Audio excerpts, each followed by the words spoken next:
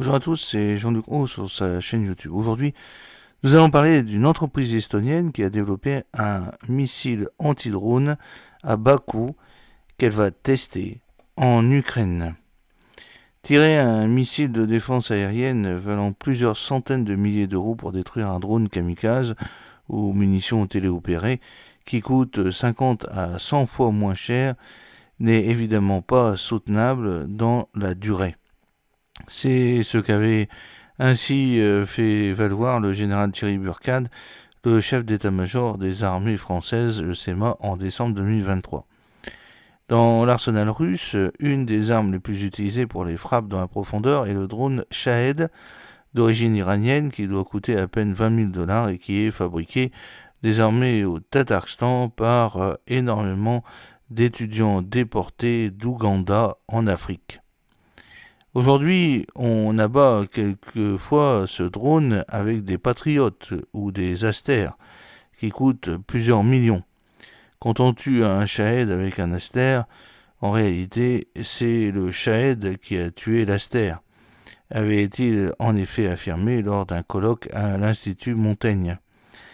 Aussi, l'objectif est de réduire le coût par tir, que ce soit pour user l'adversaire ou éviter de l'être par celui-ci.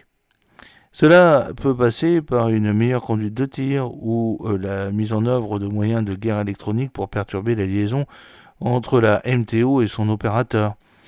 Le développement de nouveaux systèmes comme les armes à énergie dirigée ou les canons électromagnétiques est aussi une solution envisageable et qui est d'ailleurs envisagée par la Marine nationale française. Cela étant, l'entreprise Frakenburg Technologies, dirigée par Kustislam, et qui était encore un haut responsable du ministère estonien de la Défense en septembre dernier, entend proposer une autre solution. En effet, elle a développé le Mark I, un missile anti-drone d'environ 0,5 m de long et muni d'une charge militaire de 500 grammes. Selon les explications qu'elle a données, le Mark I devrait être beaucoup moins coûteux que les missiles antiaériens actuellement sur le marché, tout en étant 100 fois plus rapide à produire. Doté d'algorithmes d'intelligence artificielle, il a été conçu pour détruire les MTO de type Shahed ou Geran, selon la nomenclature russe, envoyés par dizaines contre les infrastructures critiques ukrainiennes. Ce missile vise des drones pouvant voler jusqu'à 2 km d'altitude.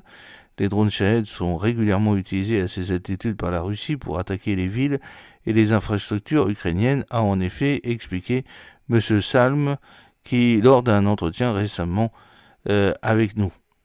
Reste à voir si ce missile anti-drone à bas prix sera efficace. Pour le savoir, il faudra attendre les résultats des essais que Frakenburg Technologies s'apprête à réaliser en Ukraine, où la production du Mark I pourrait être lancée s'ils sont concluants.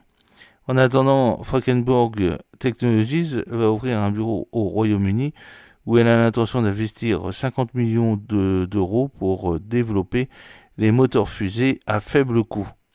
Spécialisée dans la fabrication de missiles de défense aérienne à bas prix, l'entreprise en pleine croissance collabore déjà étroitement avec l'industrie de défense britannique en s'appropriant auprès d'elle pour une part importante de ses sous-systèmes, a fait valoir Keir Starmer, l'actuel locataire du Downing Street, via un communiqué diffusé le 16 décembre 2024.